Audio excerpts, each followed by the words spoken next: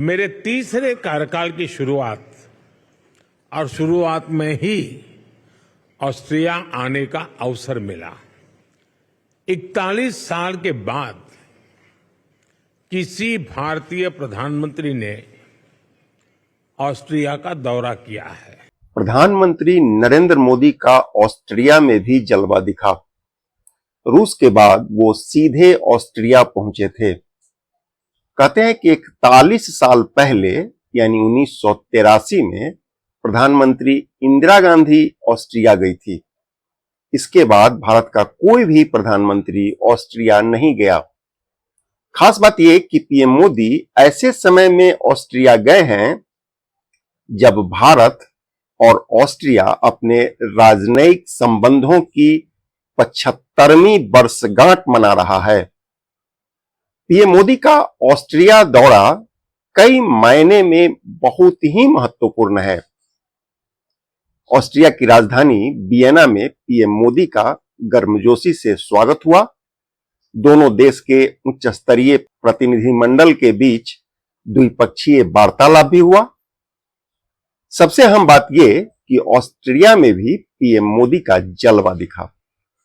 भारतीय समुदाय के लोगों को संबोधित करते हुए पीएम मोदी ने कहा, मेरा हमेशा ये मत रहा है कि दो देशों के बीच के रिश्ते सिर्फ सरकारों से नहीं बनते। रिश्तों को मजबूती देने में जन भागीदारी बहुत जरूरी है। मैं आप सभी के रोल को इन रिश्तों के लिए बहुत अहम मानता हूं।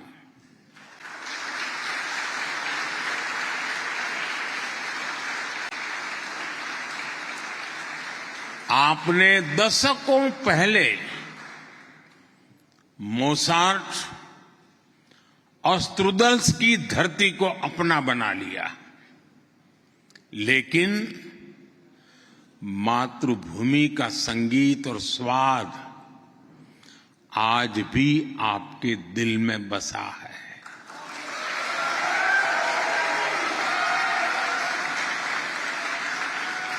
आपने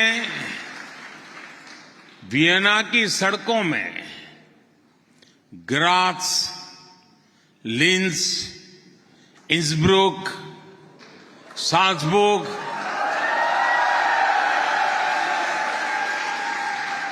और दूसरे शहरों में भारत के रंग भर दिए हैं।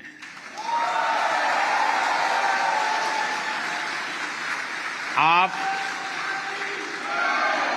दिवाली हो या क्रिसमस एक जैसे उत्साह से मनाते हैं।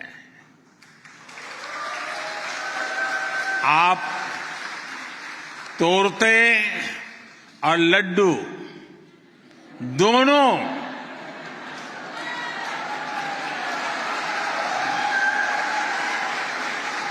बड़े चाव से बनाते भी हैं और खाते भी हैं और खिलाते भी हैं। आप ऑस्ट्रिया की फुटबॉल टीम और भारत की क्रिकेट टीम को एक ही जुनून से चीयर करते हैं।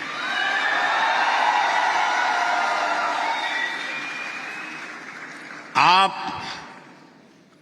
यहां की कॉफी को एंजॉय करते हैं, साथ ही भारत के अपने शहर वाली चाय की दुकान को भी याद करते हैं। फ्रेंड्स, भारत की तरह ही ऑस्ट्रिया का इतिहास और कल्चर भी काफी पुराना है, शानदार रहा है। एक दूसरे के साथ हमारे संपर्क भी ऐतिहासिक रहे हैं और इसका फायदा दोनों देशों को हुआ है। ये फायदा कल्चर में भी हुआ है और कॉमर्स में भी हुआ है।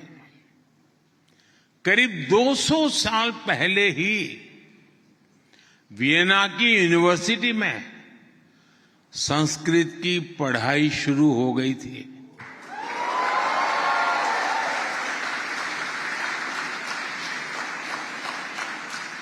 (1880) में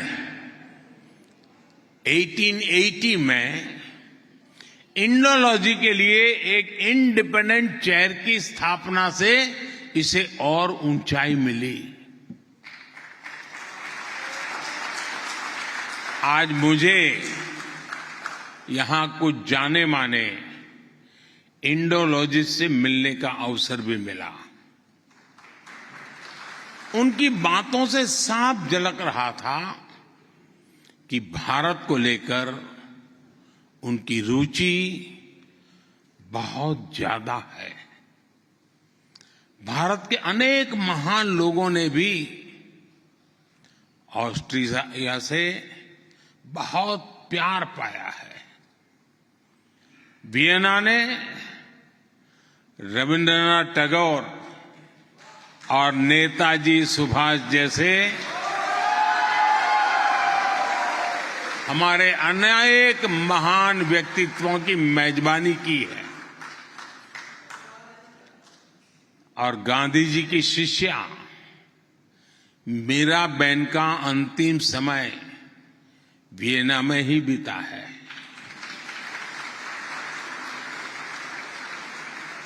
साथियों, हमारा सिर्फ कल्चर और कॉमर्स का रिश्ता ही नहीं है, बल्कि साइंस भी हमें जोड़ती है। बहुत साल पहले वियना यूनिवर्सिटी में हमारे नोबेल पुरस्कार विजेता सर सीवी रमन का लेक्चर हुआ था।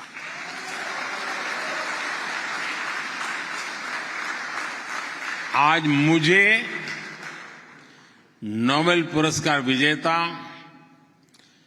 एंटोन जाइलिंगा से मुलाकात करने का अवसर मिला।